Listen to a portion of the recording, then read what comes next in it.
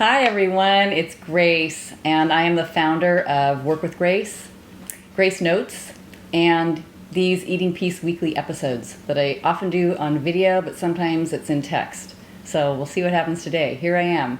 Welcome to all the new people who've just joined. I love that you're here, and if you downloaded the Eating Peace that has ebook with 7 sort of foundational pieces that all come together, at least for me at this point, that can help assist you in ending your eating battles, your war with food, your war with body image, and whatever this constant thing is that goes on for people that's really, really upsetting, really disturbing. And if you were like me, extreme.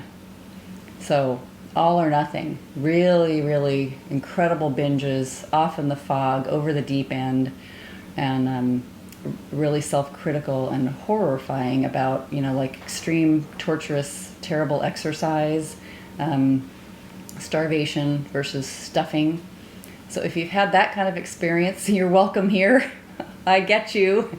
And if you're more in a zone that is just upset and unhappy about heaviness and weight yo-yoing and going up and down and visiting new diets, then you're welcome here too. It all fits under the same umbrella.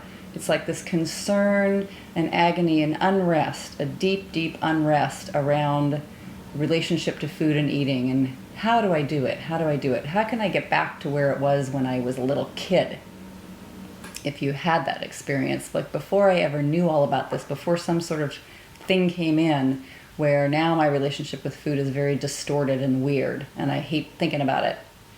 So each time, not to make it a super huge, long deal, because I could talk about this forever. It's one of my favorite subjects, and I love the healing around eating, weight, body image, and all the little intricate pieces that you can learn. But what I'm going to share with you today is one thing you can do, especially when you're surrounded by a lot of noise, maybe many people, maybe you're at a holiday event or a party, maybe you're suddenly exposed to lots and lots of different kinds of food and you start to get nervous. Maybe you're all by yourself and you're alone, and that's a place where you begin to get fired up around food or move off into a binge episode. But I'm going to share with you something that's at the beginning of the Eating Peace ebook that I've written, and it's a quote by one of my favorite authors and spiritual teachers, Michael Singer. So here Michael says, "There are 2 distinct aspects of your inner being. Everyone's got it.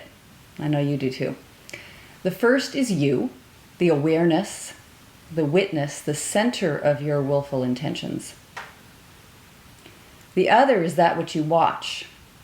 The problem is the part that you watch never shuts up. If you could get rid of that part, even for a moment, the peace and serenity would be the nicest vacation you've ever had. Real spiritual growth is about getting out of this predicament. But first, you have to realize you've been locked in there with a maniac." So, first just recognizing there's this part of you that seems completely bonkers. It's concerned about things that, when you really think about it, if you just stop and pause for a moment, are of no concern. That you could just wait, do nothing, say nothing, take a deep breath, calm down, sit on the couch. It is not necessary to do anything. You do not have to make a new plan. You do not have to get the right diet. You do not have to search the world for the peaceful place and the freedom from agony. You just have to stop. And it's very, very difficult to do. But in a way, it's not.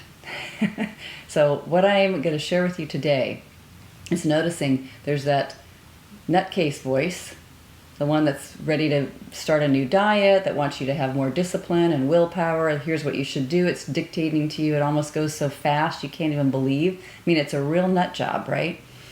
So there's that voice, and we're going to make friends with that voice over time, by the way, because that voice is actually very entertaining, very fun, very clever. So there's that voice, and then there's the one that is you, as Michael Singer was pointing out. It's this silent, detached, kind of undisturbed place that's inside of you. So my suggestion, my invitation for you today is to get in touch with that really quiet part. Just notice. Just stay still. Even if there's a lot of busyness and commotion going on around you, and maybe people having their little hissy fits, or maybe people that you've known for your whole life and you're visiting them today or tomorrow, just hang out with them and say, silence. Hello, silence. Hello, inner me. And just be in touch with that part that's very quiet and doesn't have plans for you, doesn't think you need to make plans for the next 5 minutes or what you're going to eat later. Just relax. It's a very, very relaxed place. And as you begin to notice it, just see if you can even find it. It's kind of murky and cloudy. It's not going to be something you can easily clarify with your mind. Just feel it and be it. All right? Let me know how it goes. Let me know what happens as you experiment. Be in touch with that particular place that's inside you. It is there. That chattery voice, the nut job, that'll tell you it's not there. It is, though. So you can feel it.